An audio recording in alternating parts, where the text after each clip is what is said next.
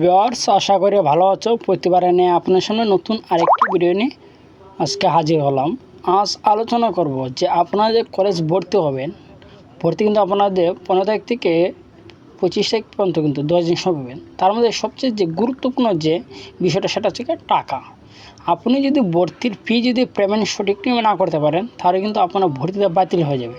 তা আজকে আলোচনা করব যে পেমেন্টটা কীভাবে করবেন, বিকাশ, রকেট, নগদ, উপায়, ট্যাপ, কোন মাধ্যমে আপনারা পেমেন্টটা করবেন, আজকে এই নিয়ে আলোচনা করব। তার আগে বলি, আপনি যদি এই চ্যানেল নতুন হয়ে থাকেন তা আপনার সাথে রিকোয়েস্ট থাকবে এই ধরনের নিত্য নতুন ভিডিও পাওয়ার জন্য, সবার আগে পাওয়ার জন্য অবশ্যই চ্যানেল সাবস্ক্রাইব করে পাশে থাকুন। বেশি কথা না বলে আমরা সরাসরি সেই মূল ভিডিওতে চলে যাই। এখানে দেখতে পাচ্ছেন যে কিন্তু একটা কলেজের কিন্তু যে কলেজ ভর্তি কিন্তু বিজ্ঞপ্তি প্রকাশিত, অর্থাৎ এটা কিন্তু একটা কলেজের, আপনি যে কলেজে চান্স পেয়েছেন সরাসরি সেই কলেজে কিন্তু চলে যাবেন। ঠিক আছে, যে সেই কলেজে কিন্তু একটা নোটিশ প্রকাশিত হবে, অবশ্যই অলরেডি কিন্তু প্রকাশিত হয়ে গেছে। প্রত্যেকটা কলেজের নোটিশ কিন্তু প্রকাশিত হয়ে গেছে। এখানে ঢোকার পর এখানে দেখতে পারবেন যে প্রথমত আমার টাকাটা কীভাবে, যেহেতু আজকে টাকা নিয়ে বলবো, টাকাটা এখানে দেখতে পাচ্ছেন যে ভর্তি ফর্ম যথাযথভাবে পূরণপূর্বক নগদ, বিকাশ, উপায়, রকেট এর মাধ্যমে যে কোনো একটি অ্যাপের মাধ্যমে ভর্তি ফি পরিশোধ করার পর আবেদন ফর্মটি A4 সাইজের অফসেট কাগজে 2 কপি প্রিন্ট করতে হবে। অর্থাৎ এই কলেজটা, যে কলেজটা আমি দেখাচ্ছি, সেই কলেজে কিন্তু যে টাকা পেমেন্ট দেওয়ার কিন্তু যে সিস্টেমটা সেটা 4টা দিয়েছে।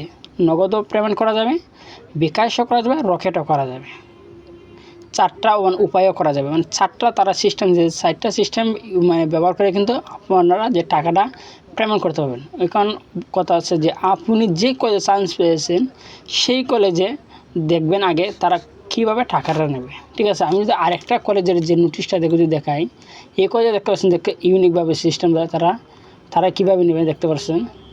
তারা শুধু বিকাশও টাকা নেবে না, উপায়ে টাকা নেবে না, নগদে টাকা নেবে না।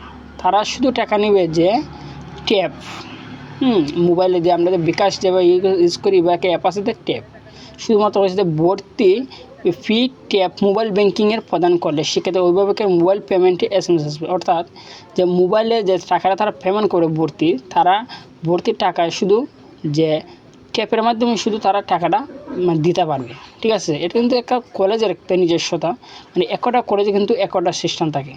ঠিক আছে, আমি এর আগে যে নোটিশটা গেছি সেটা কিন্তু তারা 4টা সিস্টেম দিয়েছে। বিকাশ কিন্তু সবাই ব্যবহার, বিকাশের সবচেয়ে সহজ মাধ্যম বিকাশ, নগদ, উপায়। কিন্তু এখানে দিয়েছে ট্যাপ। তো ট্যাপ যে মাধ্যমটা সেটা কিন্তু সবাই কিন্তু আমরা পার্সোনালি ইউজ করি না ট্যাপটা।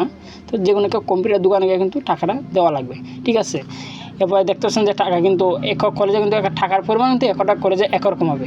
এই কলেজে দেখতে পাচ্ছেন যে 3089 টাকা। ঠিক আছে, আমি যদি এর আগে কলেজটা যাই সেই কলেজে কিন্তু টাকা দেখতে পারবেন যে এখানে দেখতে পাচ্ছেন যে 2575 টাকা। অর্থাৎ কলেজে কিন্তু টাকার কিন্তু ভিন্নতা থাকবে এবং টাকা পেমেন্ট করার কিন্তু ভিন্নতা থাকবে। ঠিক আছে, পেমেন্ট করার সময় অবশ্যই একটু ভালোভাবে দেখে শুনে করবেন, কারণ যদি পেমেন্ট যদি আপনার ভুল হয়ে যায় তাহলে কিন্তু আপনার ভর্তিটা বাতিল হয়ে যাবে। ঠিক আছে, পেমেন্ট করার সময় অবশ্যই একটু দেখে শুনে করবেন। ঠিক আছে, আজকে এই ছিল আলোচনা যে আপনারা পেমেন্ট যে করবেন সেই পেমেন্টটা কীভাবে করবেন।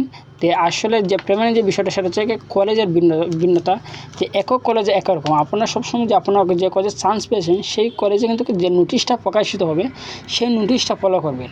ঠিক আছে, সেই নোটিশটা ফলো করে টাকাটা পেমেন্ট করবেন।